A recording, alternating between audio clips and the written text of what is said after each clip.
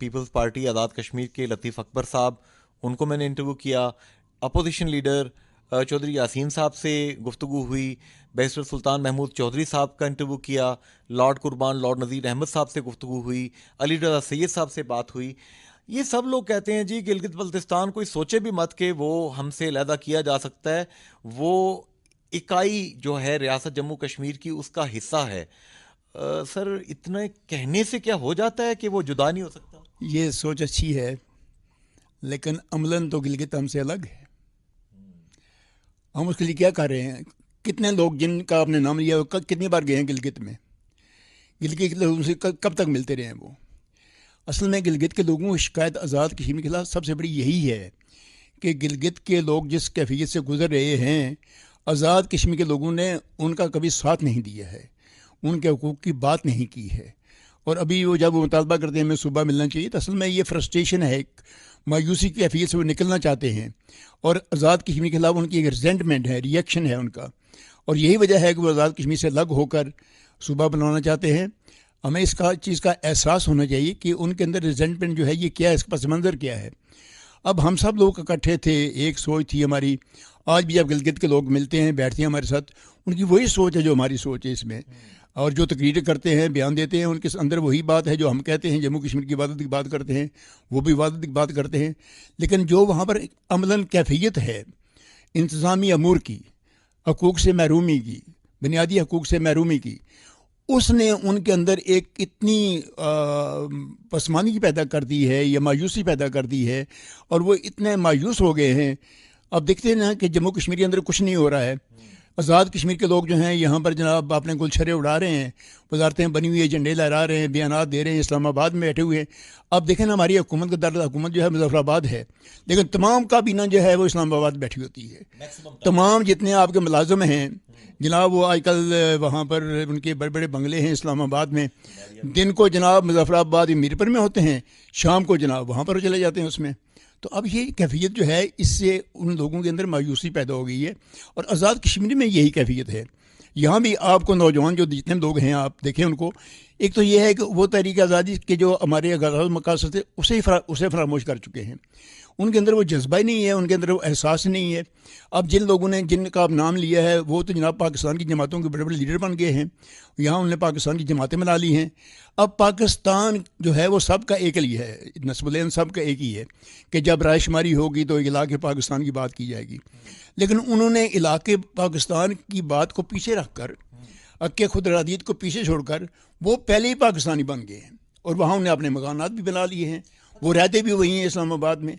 یہاں پہ ملک صاحب سوال یہ پیدا ہوتا ہے کہ مجھے یاد ہے کہ جیسا کہ آپ نے فرمایا کہ پہلے جب اس طرح کے ایام آتے تھے تو جمع غفیر لوگوں کا باہر آ جاتا تھا. میرپور میں چوک شہیداں سے لے کے نانگی تک، کلیال تک لوگ اکٹھے ہوتے تھے.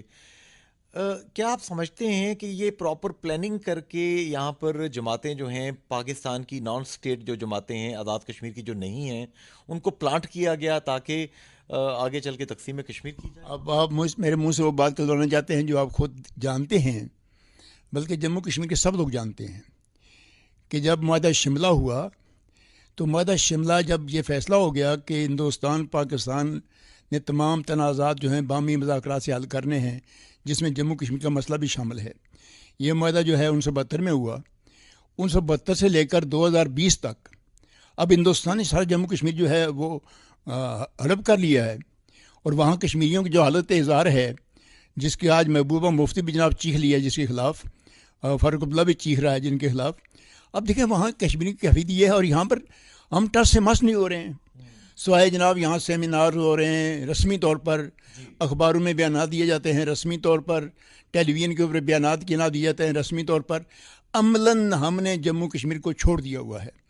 یہ وجہ ہے کہ شملہ معاہدہ کے بعد جناب یہاں پر پاکستان کی جماعتوں نے جنم لیا ہے، اور عملاً ہندوستان پاکستان نے جموں کشمیر کو تقسیم کر لیا ہوا ہے اور تقسیم مان لی ہوئی ہے.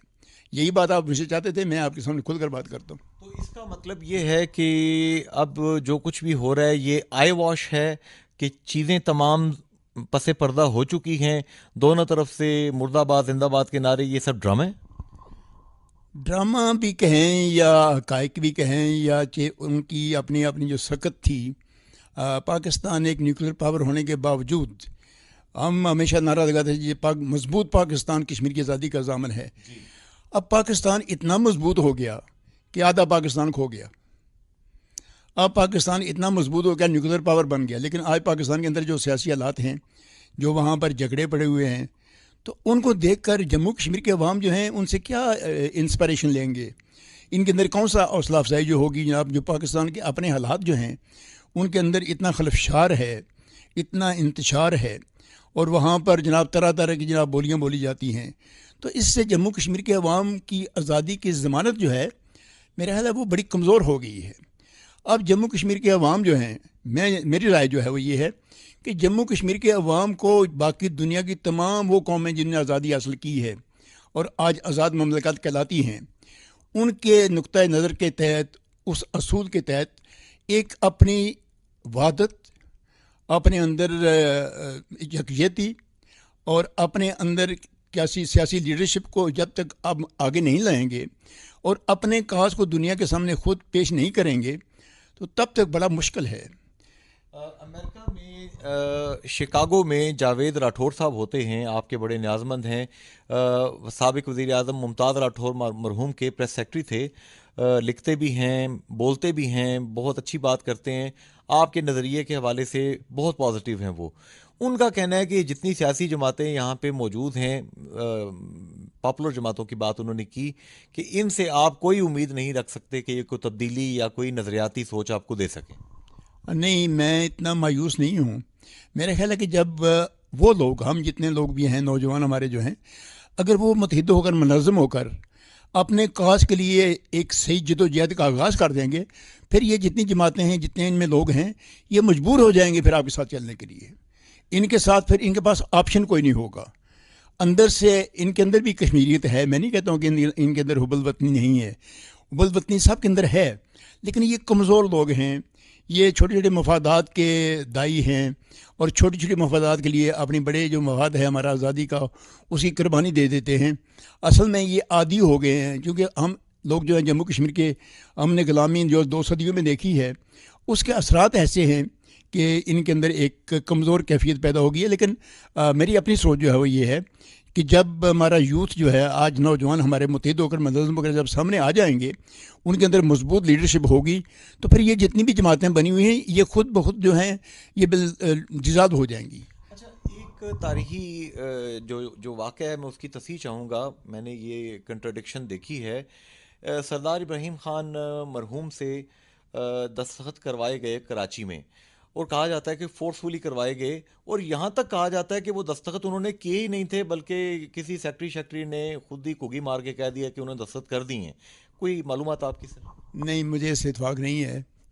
मैं सरदार इब्राहिम ख़ान साहब से मिला भी हूँ, मेरी उनके साथ ख़ुद किताबत भी रही है, और मैंने गिलगित जब फैसला किया है तो असल दस्तावेज़ात जो हैं, जो एग्रीमेंट है जिसको आप कराची का एग्रीमेंट कहते हैं, असल में कराची में नहीं हुआ, वो रावलपिंडी में शहजादा कोठी में हुआ था। अच्छा।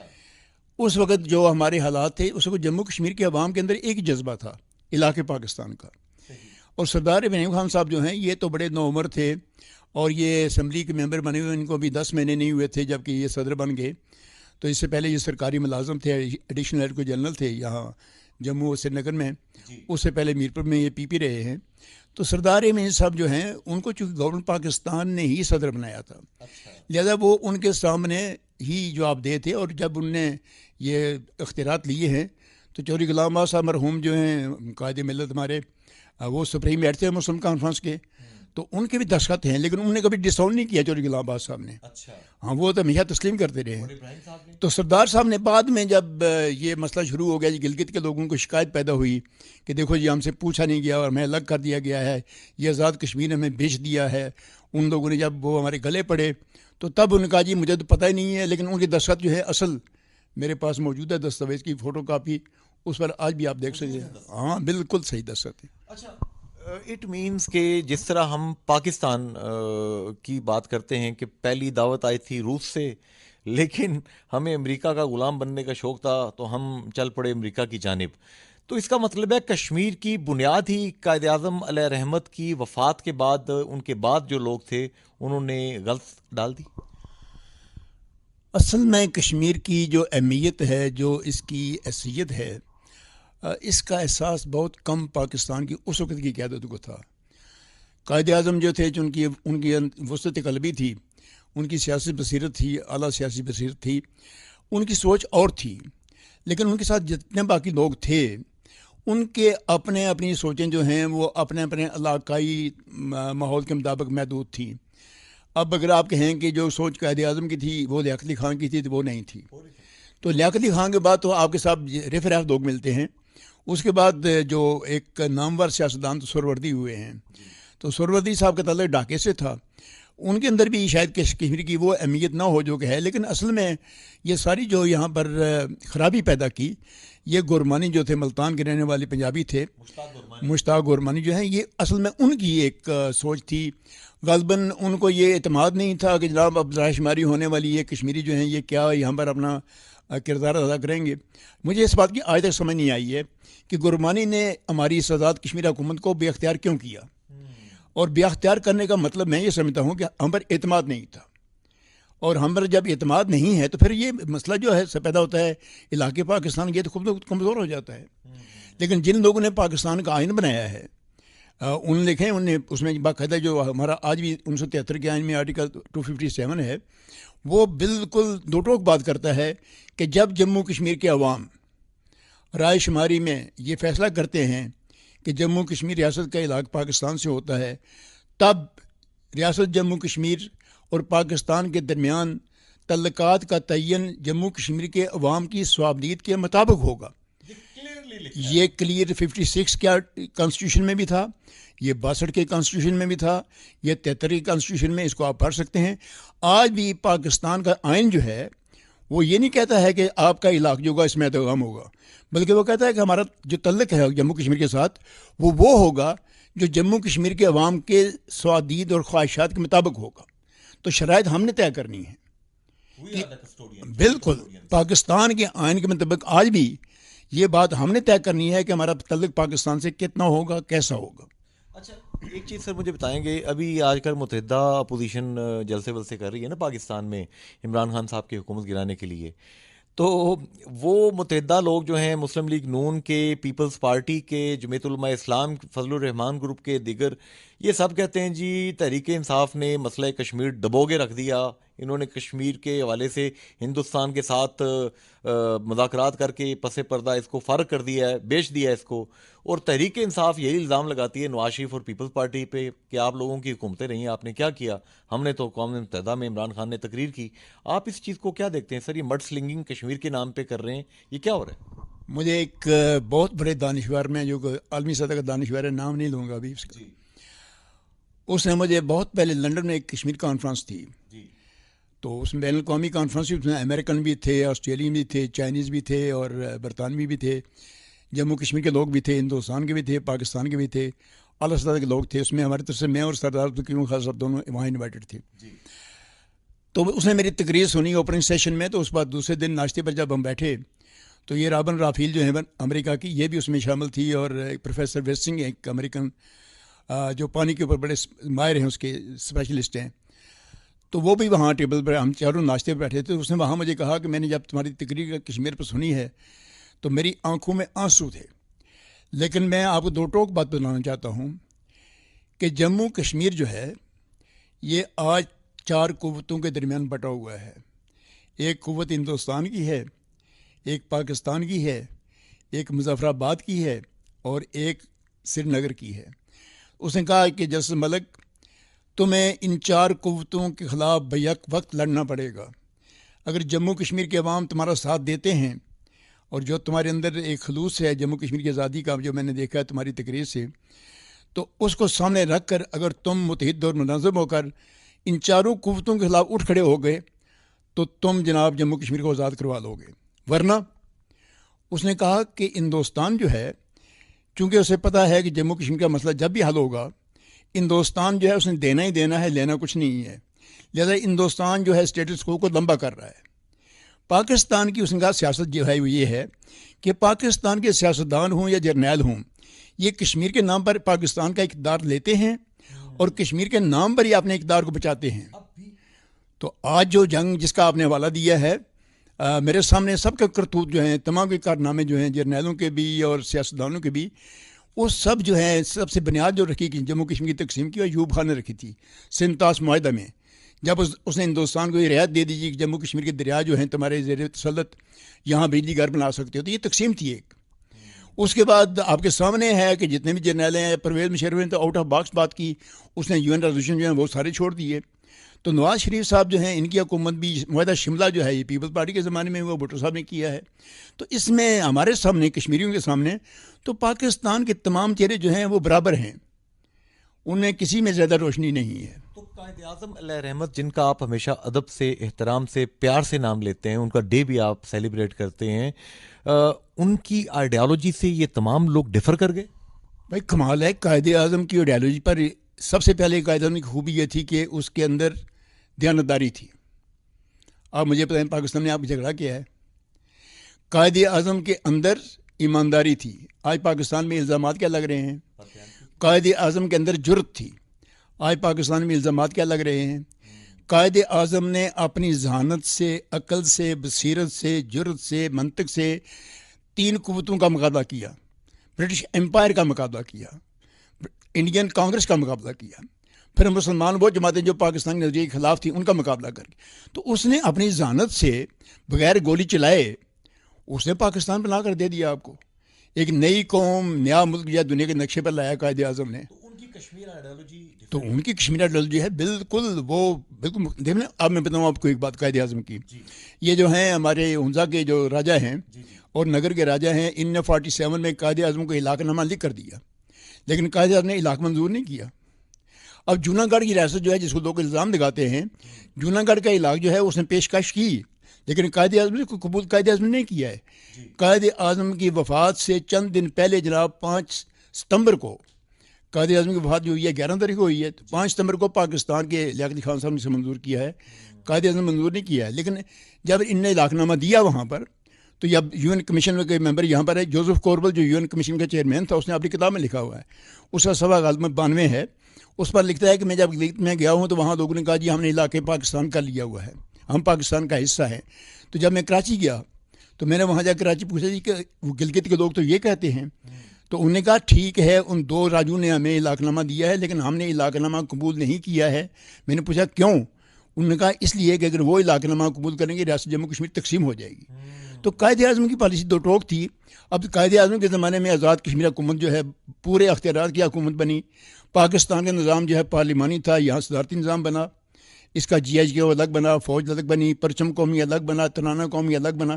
تو یہ ساری قائد اعظم نے اس کو بالکل ریاست جموں کشمیر کو الگ تھلگ حیثیت دی۔ اور جب یہاں مذاکرات ہوئے ہیں اس کے ہندوستان کے گورنر جنرل کے اور قائد اعظم کے، تو قائد اعظم 2 ٹوک یہ بات کہی کہ جموں کشمیری عوام اپنی آزادی کی جنگ لڑ رہے ہیں، انہیں علاقہ نام لیا اس میں۔ صحیح۔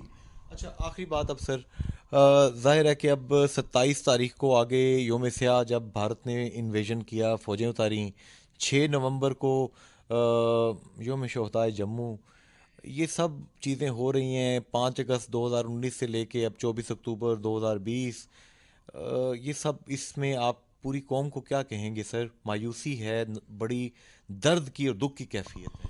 نہیں، میں تو کہتا ہوں قوم کو مایوس ہونے کے بجائے ساری قوم کو، تمام سیاسی جماعتیں جو ان کو متحد ایک جماعت میں لانا چاہیے، اور اس جماعت نصب العین جو ہے وہ ریاست جموں کشمیر کی وحدت اور آزادی ہونا چاہیے۔ جب ہمیں آزادی مل جائے گی تو جو لوگ چاہتے ہیں کہ ہمارا تعلق پاکستان سے ہو تو ان کی اکثریت ہوگی، وہ پاکستان سے تعلق پیدا کر سکتے ہیں۔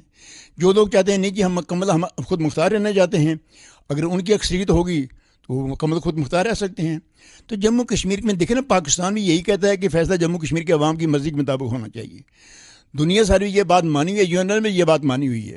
تو جب جموں کشمیر کے عوام جو ہیں، جموں کشمیر کے مالک وہ ہیں، تو ان کے اندر احساس کمتری نہیں ہونا چاہیے، بلکہ ان کے اندر ایک احساس برتری ہونا چاہیے، جرت ہونی چاہیے، بے باکی ہونی چاہیے، منافقت نہیں ہونی چاہیے، ریاکاری نہیں ہونی چاہیے۔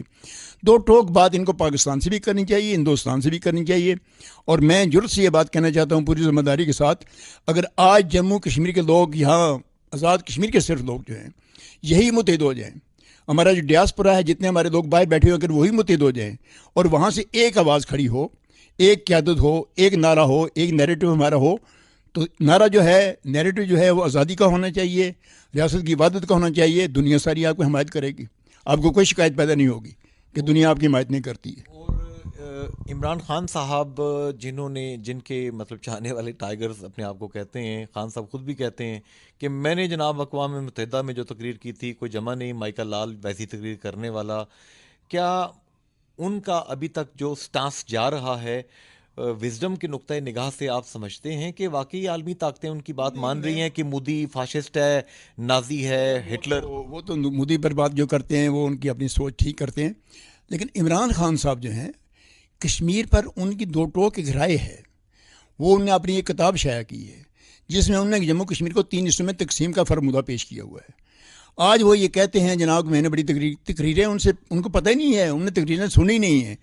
تقریر کا ریکارڈ جو ہے ظفر اللہ خان کا ہے، جس کی ذہانت اور جس کی قابلیت اور اہلیت، حالانکہ وہ مرزئی تھا، احمدی تھا، لوگ پاکستان کے اسے آج بھی نہیں مانتے ہیں، لیکن جو اس نے وہاں پر کیس پیش کیا اپنا پاکستان کا، ہندوستان کے وہاں جتنے بھی دانشور تھے ان کو دنگ رہ گئے کہ اس نے جو الزام ہندوستان نے پاکستان پر لگائے تھے اور جو ہندوستان پاکستان پر فتویٰ لینا چاہتا تھا، ظفر اللہ خان نے اس کو الٹ کر دیا اور ہندوستان خود جناب اس کے پنجے میں پھنس گیا. تقریر تو اس نے کی ہے، تقریر ذوالفقار علی بھٹو نے کم کی ہے وہاں پر. عمران خان نے اگر اسے تو بولنا آتا ہی نہیں ہے، جناب بھٹو میں قابل نہیں بول سکتا ہے، وہ دنیا کو دنگ کر دیتا تھا. اس لیے چھوڑیں ان باتوں کو، تقریروں کو. تقریر چلے اس نے بھی کی ہوگی، لیکن اصل بات جو ہے عمران خان کا ایک ذاتی سوچ ہے، اور اس کی سوچ جو ہے، موقف جو ہے وہ جموں کشمیر کی تقسیم کے اوپر ہے. اور آج بھی عمران خان کیا کر رہا ہے کشمیر کے لیے؟ ہندوستان نے کشمیر ہڑپ کر لیا، عمران خان نے سوائے تقریر کے باقی کیا کیا ہے؟ اچھا ایک چیز بتائیں گے سر، لائٹر نوٹ پہ میں یہ کوشچن کروں گا. ضمنی الیکشن میں بیرسٹر سلطان صاحب کی آپ نے حمایت کی اور میں نے آپ سے بڑا چبھتا ہوا سوال کیا، شرارت کی. میں نے کہا حضور آپ کا نظریہ کچھ اور، یہ کچھ اور، آپ ریاستی یہ غیر ریاستی. تو آپ نے کہا تھا کہ بیسٹ امنگ چوائس کیا ہے. تو آپ بیرسٹر سلطان صاحب کو اپریشیٹ اس لیے کرتے ہیں؟ نہیں، میں اپریشیٹ بیرسٹر سلطان صاحب بالکل نہیں کرتا ہوں. الیکشن جو ہوتا ہے اصل میں وہ جو مقامی حالات ہوتے ہیں اس کے مطابق ہوتا ہے. اس میں ہم نے ووٹ دینا ہوتا ہے. ہم الیکشن میں ہمیشہ اپنا امیدوار کھڑا کرتے ہیں. اس الیکشن میں بائی الیکشن ہو رہا تھا، اس میں ہم نے اپنا امیدوار کھڑا نہیں کیا تھا، تو اس لیے ہم نے اس کو ووٹ دیا، چونکہ ہم دیکھتے ہیں کہ لیسر ایول ہے. تو آپ نے جو الفاظ استعمال کیے ہیں وہ اور ہیں. میں نے یہ کہا تھا کہ لیسر ایول جو ہے اس کو سپورٹ کرتے ہیں. تو وہ ووٹ دینے سے مطلب یہ نہیں کہ میں اس کو اپریشیٹ کرتا ہوں. مجھے تو اس کی پالیسی سے اختلاف ہے. وہ تو پاکستان کی جماعت کا ممبر ہے، میں تو پاکستان جماعت کا ممبر نہیں ہوں. میں تو جموں کشمیر کا شہری ہوں، وہ پاکستان کا شہری ہے. تو اس لیے چھوڑیں ان باتوں کو. یہ باتیں جو ہیں یہ چھوٹی چھوٹی باتیں ہیں، مقامی باتیں ہیں. اصل بات جو ہے وہ جموں کشمیر کی آزادی کی بات ہے، اس کی وحدت کی بات ہے. اور جموں کشمیر کے عوام نے اتنی قربانی جو دی ہے اور دے رہے ہیں آج تک، اور آئندہ نہ جانے کتنی اور قربانی کرنی پڑے گی. اس لیے ہمارا مشن جو ہے اصل میں جموں کشمیر ریاست کی وحدت کو، آزادی کو بحال کرنا ہے. جموں کشمیر کی ایک قوم ہے ہم لوگ، اور اس قوم کا وقار، اس کی عزت، اس کا ناموس، اس کی شہرت، اور آئندہ مستقبل میں جو اس کا روشن مستقبل ہے، اس کی ترقی جو ہے وہ ہمارے سامنے وہ نقشہ ہے. ہم اس کے لیے جدوجہد کر رہے ہیں. بہت ہی اسٹریٹ قسم کی گفتگو جناب جسٹس عبد المجید ملک صاحب کی آپ نے دیکھی، سنی. مجھے پتہ ہے کہ ان جوابوں سے بھی بہت سے سوال جنم لیں گے. انشاءاللہ تعالی ہمارا وطن، ریاست جموں کشمیر، گلگت بلتستان، لداخ، تبت ہا انشاءاللہ آزاد ہوگا. اتحاد کی ضرورت ہے، قیادت کی ضرورت ہے، دیانتداری کی ضرورت ہے، قائد اعظم علیہ رحمت والی جرت کی ضرورت ہے. اللہ تعالیٰ یہ دن آسان کرے سب کے لیے اور ہمارے دیس کو آزادی دے. فی امان اللہ. اللہ حافظ. گڈ.